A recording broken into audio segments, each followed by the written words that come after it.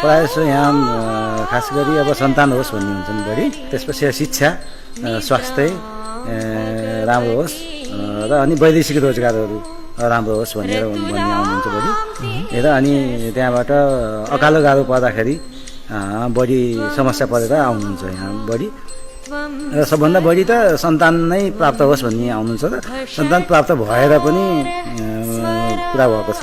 यो सदौ चण्डी माई भनेर भनिन्छ हामीले, चण्डी देवीको मन्दिर हो यो र यो धेरै पुस्तादेखि गरेको हामीहरूको यहाँ पुजारीहरू खास गरी मगरहरूको चलन छ र मगरले गर्नुपर्ने भनेर राखिएको छ पहिलेदेखिबाट। अनि यहाँ पहिला खास गरी यो काठमार गर्ने चलन भएको हुँदाखेरि र काठमारमा यहाँ बढी सुँगुर पनि बलि दिने गरेको हुँदाखेरि र त्यसरी बनाइएको रहेछ। मेरो विचारमा त खासै हिसाबले त अब यो बलि दिनु राम्रो जस्तो त लाग्दैन।